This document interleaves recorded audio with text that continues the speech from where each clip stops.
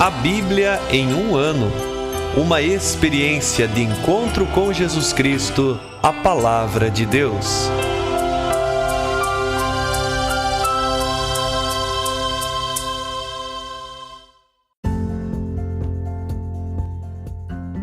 Olá, eu sou Yuri, seminarista da Diocese de Ponta Grossa, Paraná. Você está ouvindo o podcast A Bíblia em um ano. Usando um plano de leitura cronológico, vamos ler a Bíblia inteira em 365 dias, descobrindo como a história da salvação se desdobra e se atualiza em nossas próprias vidas e na vida da Igreja. Estamos usando a Bíblia Católica com a tradução oficial da Conferência Nacional dos Bispos do Brasil. Você pode baixar o plano de leitura completo por meio de um link que você encontra na página do Instagram abiblia.emumano ou no facebook.com/seminariopg. Inscreva-se nesse podcast por meio da plataforma que preferir para receber as notificações diárias dos novos episódios.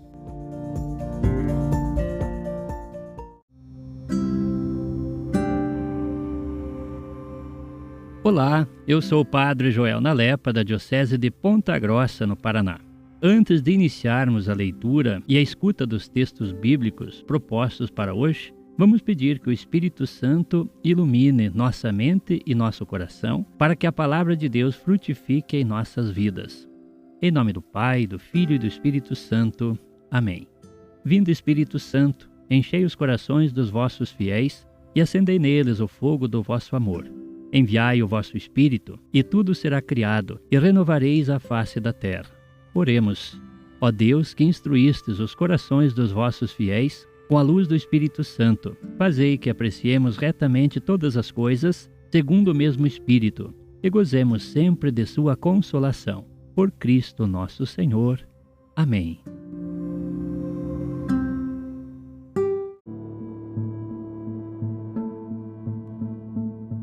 Hoje é o dia 364 do nosso podcast A Bíblia em um ano.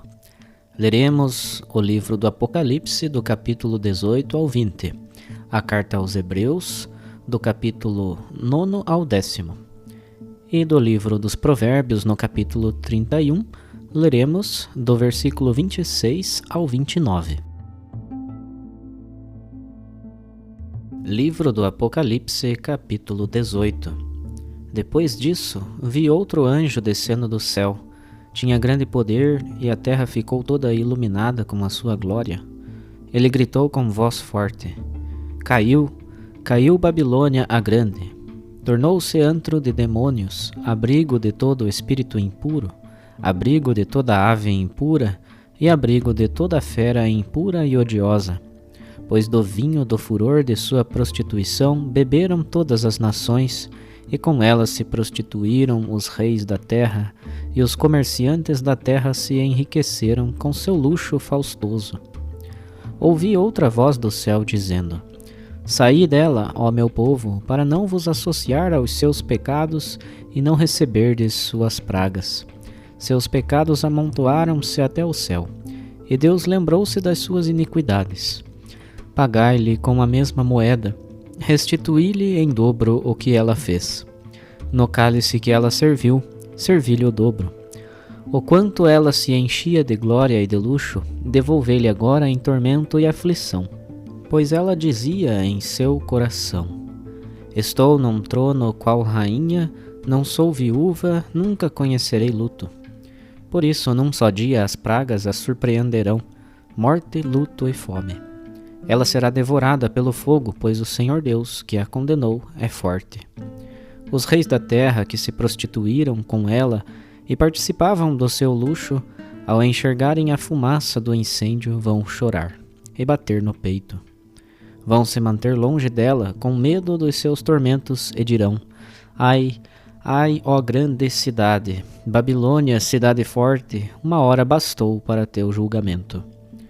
Os comerciantes de toda a terra também hão de chorar e por causa dela ficarão de luto, porque ninguém mais vai comprar suas mercadorias, carregamentos de ouro e prata, pedras preciosas e pérolas, linho e púrpura, seda e escarlate, madeiras perfumadas de todo tipo, objetos de marfim e de madeira preciosa, de bronze, de ferro e de mármore, canela, temperos, perfumes, mirra e incenso, vinho e azeite, flor de farinha e trigo, jumentas e ovelhas, cavalos e carros, escravos, vidas humanas. Os frutos que tanto desejavas afastaram-se de ti. Toda a opulência e esplendor terminaram para ti e nunca mais se encontrarão. Os comerciantes de tudo isso, que às custas dela se enriqueceram, vão se manter longe, com medo dos seus tormentos, e chorando e em luto dirão: Ai, ai, ó grande cidade vestida com linho fino, púrpura e escarlate, enfeitada com ouro e pedras preciosas e pérolas, uma hora bastou para destruir toda essa riqueza.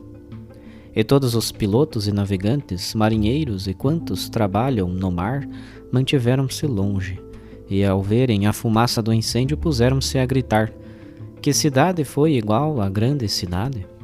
E jogaram cinza na cabeça, e chorando e em luto gritavam: Ai, ai, ó grande cidade! Com tua grandeza se enriqueceram todos os que tinham navios no mar. Bastou uma hora para ficares arruinada. E tu, ó céu, alegra-te por causa dela, e também vós, santos, apóstolos e profetas, pois Deus julgou a vossa causa contra ela. E um anjo poderoso levantou uma pedra do tamanho de uma grande mó e atirou-a ao mar, dizendo: Com a mesma violência será atirada Babilônia, a grande cidade, e nunca mais será encontrada. E o som de arpistas e músicos, de flautistas e trompetistas, em ti nunca mais se ouvirá. E nenhum artista de arte alguma em ti jamais se encontrará. E a voz do moinho em ti nunca mais se ouvirá. E a luz da lâmpada em ti nunca mais brilhará. E a voz do noivo e da noiva em ti nunca mais se ouvirá. Porque os teus comerciantes eram os grandes da terra, e com tua magia foram enganadas todas as nações. E nela foi encontrado o sangue dos profetas e dos santos e de todos os que foram imolados sobre a terra. Capítulo 19. Depois disso, ouvi como que vozes de uma grande multidão aclamando no céu: Aleluia! A salvação, a glória e o poder pertencem ao nosso Deus, porque seus julgamentos são verdadeiros e justos. Sim, Deus condenou a grande prostituta que corrompia a terra com sua prostituição, e da mão dela reivindicou o sangue de seus servos. E disseram outra vez: Aleluia! Sua fumaça ficará subindo pelos séculos dos séculos. E os 24 anciãos e os 4 seres vivos se prostraram diante de Deus, que está sentado no trono, e disseram: Amém, Aleluia! Então saiu do trono uma voz dizendo: Louvai o nosso Deus, todos os seus servos, e todos os que o temeis, pequenos e grandes. Eu ouvi ainda como a voz de uma grande multidão, como a voz de águas torrenciais, como a voz de fortes trovões, dizendo: Aleluia! O Senhor nosso Deus, o Todo-Poderoso, passou a reinar. Alegremo-nos e exultemos, demos glória a Deus, porque chegou o tempo das núpcias do Cordeiro, e sua esposa já se preparou. A ela foi dado vestir-se com linho brilhante e puro. O linho significa as obras justas dos santos. E o anjo me disse: Escreve: Bem-aventurados os convidados para o banquete das núpcias do Cordeiro. Disse-me ainda: Estas palavras de Deus são verdadeiras. Eu me prostrei diante dele para adorá-lo, mas ele me disse: Não faças isso. Eu sou um servo como tu e como os teus irmãos, que guardam o testemunho de Jesus. A Deus é que deves adorar. O testemunho de Jesus é o espírito da profecia. Vi então o céu aberto e apareceu um cavalo branco. Aquele que o montava chama-se Fiel e Verdadeiro. Ele julga o combate com justiça. Seus olhos são como chama de fogo. Sobre sua cabeça há muitos diademas. Ele tem um nome que ninguém conhece, a não ser ele mesmo. Está vestido com um manto embebido de sangue. Ele é chamado pelo nome de Palavra de Deus. Os exércitos do céu o acompanham, montados em cavalos brancos, com roupas de linho branco e puro. Da sua boca sai uma espada afiada, para com ela golpear as nações. Ele as governará com cetro de ferro. Ele pisa o lagar do vinho do furor de Deus Todo-Poderoso. No manto e na sua coxa traz escrito um nome: Rei dos Reis e Senhor dos Senhores. Eu vi então um anjo em pé no sol. Gritou com voz forte a todas as aves que voam no alto do céu: Vinde, reuni-vos para o grande banquete de Deus, para comer carnes de reis, carnes de capitães, carnes de poderosos, carnes de cavalos e cavaleiros, carnes de todos, livres e escravos, pequenos e grandes. E vi a fera reunida com os reis da terra e seus exércitos, para combater contra o que estava montado no cavalo e seu exército. A fera, porém, foi aprisionada junto com o falso profeta, que realizava sinais a seu serviço, enganando todos os que haviam recebido a marca da fera e adorado a sua estátua. Ambos foram lançados vivos no lago de fogo com enxofre ardente, e os demais foram mortos pela espada que saía da boca daquele que estava montado no cavalo, e todas as aves se fartaram com suas carnes. Capítulo 20. Eu vi descer do céu um anjo que tinha nas mãos a chave do abismo e uma grande corrente. Ele agarrou o dragão, a antiga serpente, que é o diabo, Satanás. Acorrentou-o por 1000 anos e lançou-o dentro do abismo. E trancou e lacrou o abismo para que o dragão não enganasse mais as nações, até que terminassem os 1000 anos. Depois disso, o dragão deverá ser solto, mas por pouco tempo. Vi então tronos, e os seus ocupantes assentaram-se, e foi-lhes dado o poder de julgar. Vi também aqueles que foram decapitados por causa do testemunho de Jesus e da palavra de Deus, e os que não tinham adorado a fera, nem sua estátua, nem tinham recebido na fronte ou na mão a marca da fera. Eles voltaram a viver para reinarem com Cristo durante 1000 anos. Os outros mortos não voltaram a viver enquanto não terminaram os 1000 anos. Tal é a primeira ressurreição. Bem-aventurado e santo quem participa da primeira ressurreição. Sobre os que dela participam, a segunda morte não tem poder. Eles serão sacerdotes de Deus e de Cristo e reinarão com ele durante 1000 anos. E quando se completarem os 1000 anos, Satanás será solto de sua prisão. Ele sairá para enganar as nações dos 4 cantos da terra, de Gog e Magog, a fim de reuni-las para o combate. O número delas é como a areia do mar. Espalharam-se por toda a terra, cercaram o acampamento dos santos e a cidade amada. Mas do céu desceu fogo e as devorou. O diabo, que tinha enganado a todas elas, foi lançado ao lago de fogo e enxofre, onde já se achavam uma fera e o falso profeta. Lá eles serão atormentados noite e dia pelos séculos dos séculos. Eu vi um grande trono branco e quem nele estava sentado.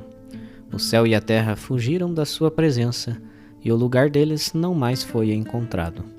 Vi também os mortos, grandes e pequenos, em pé diante do trono. Foram abertos livros. Foi aberto também outro livro, o livro da vida. Então foram julgados os mortos de acordo com suas obras, conforme está escrito nos livros. O mar devolveu os mortos que neles se encontravam. A morte e o Hades entregaram de volta os seus mortos, e cada um foi julgado conforme as suas obras. A morte e o Hades foram então lançados ao lago de fogo. Esta é a segunda morte, o lago de fogo. Quem foi encontrado sem ter seu nome escrito no livro da vida, foi também lançado ao lago de fogo.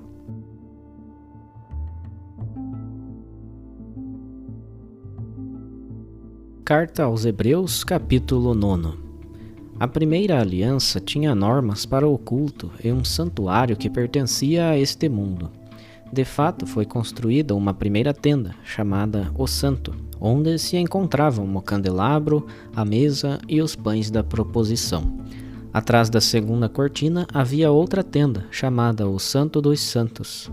Estavam aí o altar de ouro para o incenso e a arca da aliança, toda recoberta de ouro, na qual se encontrava uma urna de ouro que continha o maná, o bastão de Aarão, que tinha florescido, e as tábuas da aliança. Sobre a arca da aliança estavam os querubins da glória, que com sua sombra cobriam o propiciatório. De tudo isso não precisamos falar em detalhes. Estando tudo assim disposto, os sacerdotes a todo momento entram na primeira tenda para realizar o culto. Na segunda tenda, porém, só entra o sumo sacerdote, uma vez por ano, levando o sangue que ele oferece por si mesmo e pelos pecados do povo. Desse modo, o Espírito Santo mostra que, enquanto existe a primeira tenda, o caminho para o santuário ainda não está aberto. Isto tem sentido simbólico para o tempo presente. As dádivas e sacrifícios oferecidos são incapazes de tornar íntegra a consciência daquele que os oferece. Restritos a alimentos, bebidas e diferentes tipos de purificação com água, não passam de prescrições humanas, válidas até o momento de serem substituídas por algo melhor. Cristo, porém, veio como sumo sacerdote dos bens futuros. Ele entrou no santuário através de uma tenda maior e mais perfeita, não feita por mãos humanas, nem pertencendo a esta criação. Ele entrou no santuário não como sangue de bodes e bezerros, mas como seu próprio sangue, e isto uma vez por todas, obtendo uma redenção eterna. De fato, se o sangue de bodes e touros e a cinza de novilhas, espalhada sobre os seres impuros, os santificam, realizando a pureza ritual dos corpos, quanto mais o sangue de Cristo purificará a nossa consciência das obras mortas para servirmos ao Deus vivo. Com efeito, em virtude do Espírito Eterno, Cristo se ofereceu a si mesmo a Deus como vítima sem mancha. Por isso ele é mediador de uma nova aliança. Pela sua morte ele redimiu as transgressões cometidas no decorrer da primeira aliança. Assim, aqueles que são chamados recebem a herança eterna prometida. Ora, onde há testamento, é preciso que seja constatada a morte de quem fez o testamento, pois um testamento só tem valor depois da morte. Não tem efeito nenhum enquanto ainda vive aquele que fez o testamento. Foi por isso que nem a primeira aliança foi inaugurada sem sangue.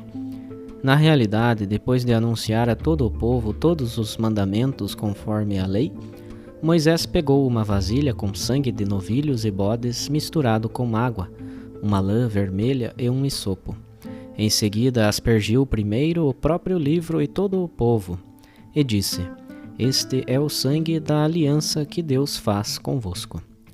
Do mesmo modo, aspergiu com sangue também a tenda e todos os objetos que serviam para o culto.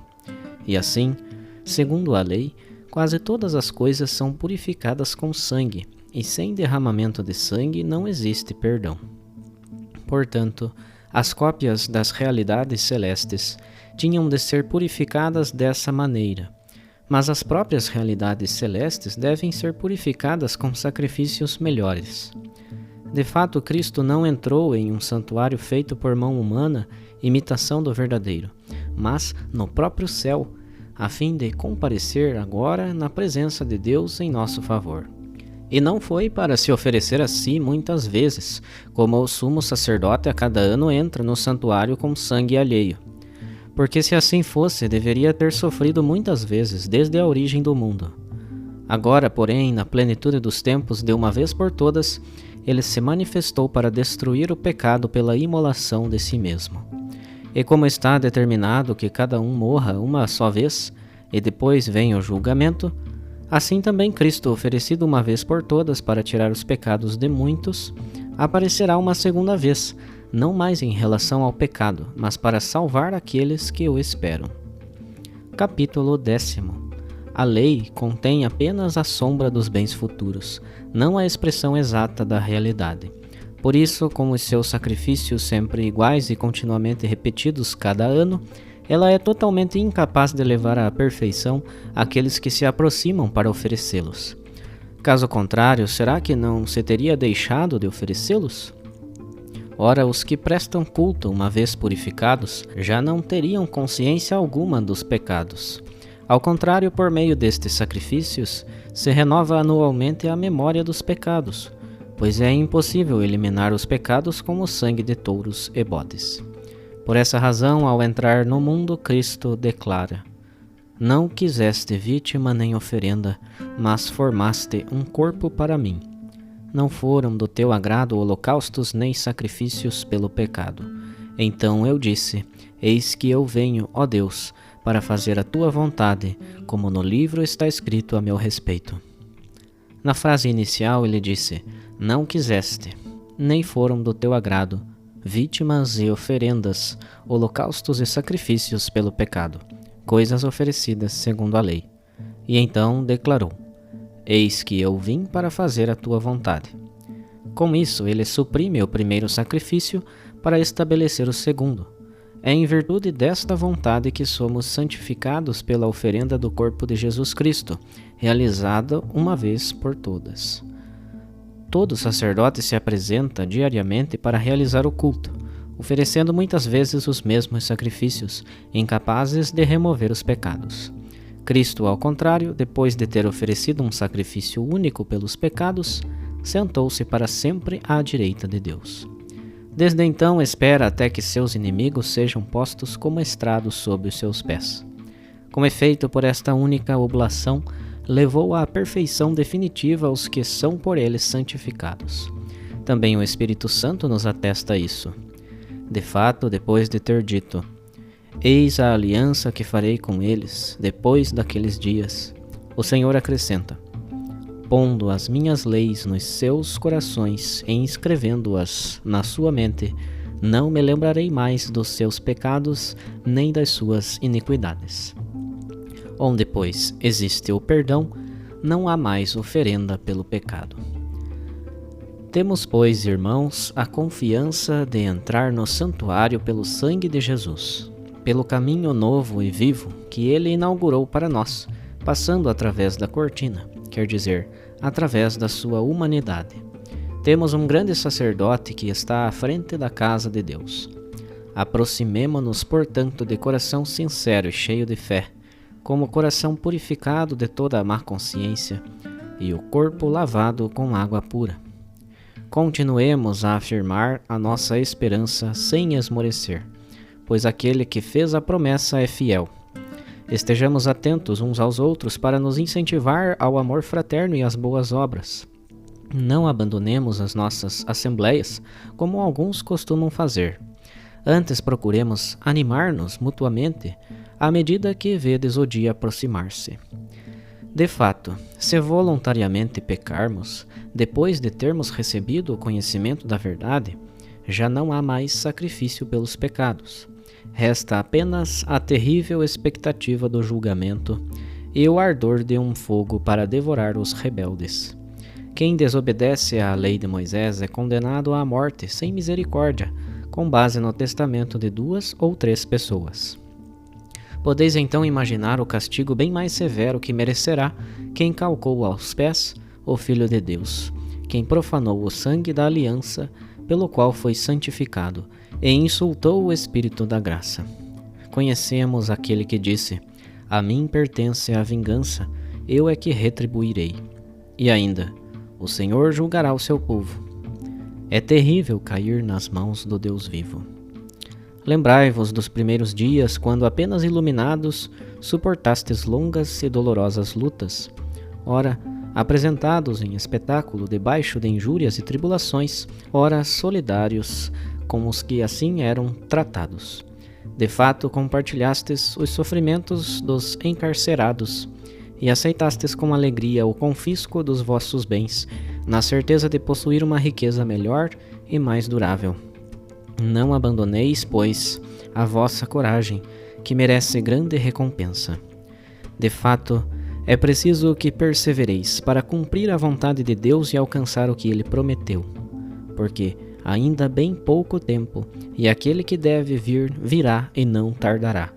O meu justo viverá pela fé, mas se esmorecer, não me agradarei mais nele. Nós não somos desertores para a nossa perdição. Perseveramos na fé para preservar a vida.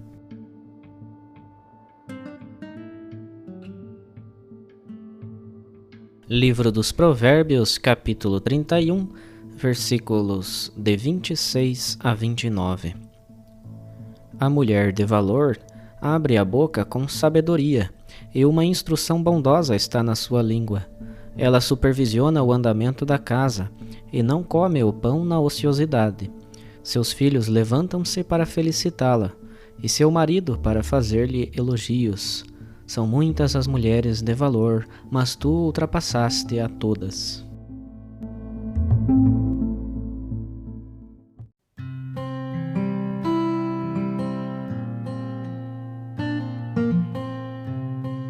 Olá, eu sou o Padre Rodrigo Ribas. Meditamos hoje os capítulos 18 a 20 do livro do Apocalipse. O capítulo 18 está permeado de citações do Antigo Testamento, onde o autor quer mostrar que a queda da prostituta é uma alusão à queda das sociedades corruptas do Antigo Testamento, como Tiro, Babilônia, etc. Na visão do anjo, vemos mais uma vez a presença e proximidade de Deus, que proclama a destruição da sociedade pautada na injustiça, no erro e no pecado. Na sequência, vemos a fala do próprio Deus pedindo ao povo para que seja o contrário da sociedade injusta. Existe um estilo de vida pautado na injustiça, na ganância e na idolatria. Esse estilo perde força diante do anúncio profético do Evangelho, fazendo com que os poderosos que querem vencer percam.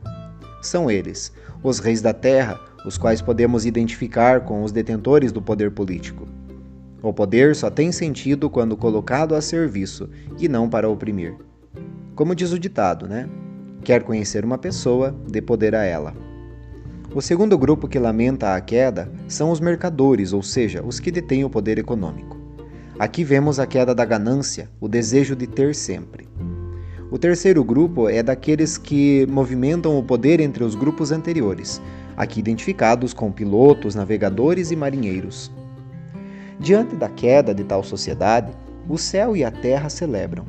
Destaque para os santos, apóstolos e profetas, ou seja, aqueles que se fazem seguidores de Jesus.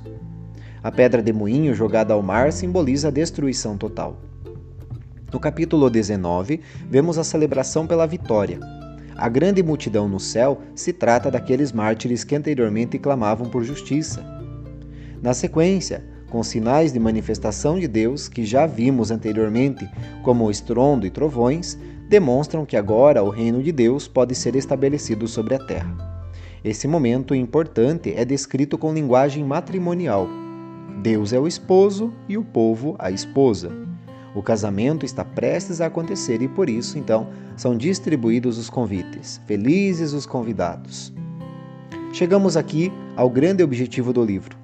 Pela prática da justiça e do bem, converter a humanidade corrompida em esposa do Cordeiro. Quando então nos tornamos esposa? Quando abandonamos um estilo de vida orientado pelo erro, pelo mal, pela idolatria e demais características já apresentadas que são contrárias a Deus. Na visão do céu aberto, o cavalo branco representa a força da ressurreição de Jesus, que é fiel e verdadeiro. Ele vem acompanhado de seu exército, formado por aqueles que venceram a opressão. Ele vence com a palavra de Deus, ou seja, a espada afiada. Ele é o Senhor do universo, vem com cetro de ferro. Ele executa o julgamento, lhe pisa o lagar. Na sequência, a destruição total da besta no lago de fogo com enxofre caracterizam o castigo eterno.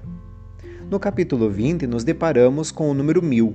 Mais uma vez, não se trata de quantidade, mas sim de qualidade do tempo. 1000 anos aqui representa o passado, o presente e o futuro. Isso nos leva a refletir que a Igreja, unida a seu esposo, tem o poder de acorrentar o dragão anulando a sua ação. Também 1000 anos está associado à vida dos mártires. Esses estarão para sempre junto com o esposo, desde a primeira ressurreição, ou seja, desde a adesão ao projeto de Deus. Aqui é a primeira morte, não física, mas sim para o pecado. A segunda morte, a morte física, não tem poder sobre os que seguem Jesus, pois estes viverão em Deus. Aqui ainda vemos que o mal, o dragão, ainda pode tentar reinar na Igreja, da qual exige-se discernimento e adesão total a Deus. A partir dessa escolha confirmada pelo julgamento final, forma-se um só povo, um só corpo. Deus e a humanidade formam um só. Cada um foi julgado segundo a sua própria conduta. Aqui fica claro que cada um é que traz sobre si o próprio julgamento. Ouvimos também os capítulos 9 e 10 de Hebreus. Aqui o autor mostra como Jesus realizou a sua obra sacerdotal, acentuando a limitação do sacerdócio antigo. De uma vez por todas, Jesus dará à comunidade a possibilidade de servir a Deus de maneira mais perfeita, pois está próxima dele. A comunidade tem todas as razões para viver na esperança. A aliança feita com Moisés aponta para Jesus. Se o sangue aspergido por Moisés serviu para o culto, um sacrifício mais nobre que é o de Jesus abriu as portas para o céu.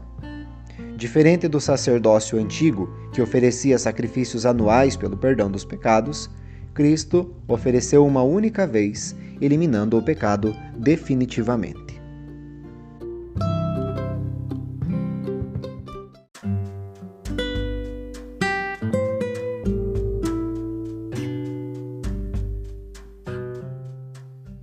Queridos irmãos e irmãs, que possamos exclamar com São Pedro, a quem iremos, Senhor, Tu tens palavras de vida eterna, e que a cada dia, após a escuta atenta da palavra, possamos renovar a nossa opção por Cristo e pelos frutos de eternidade que Sua palavra nos oferece.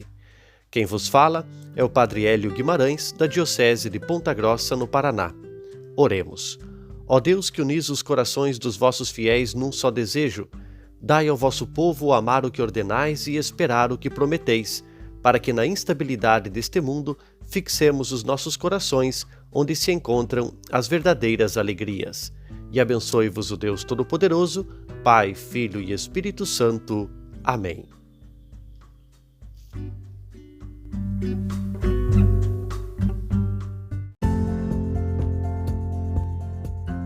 Você acaba de ouvir mais um episódio do podcast A Bíblia em um Ano.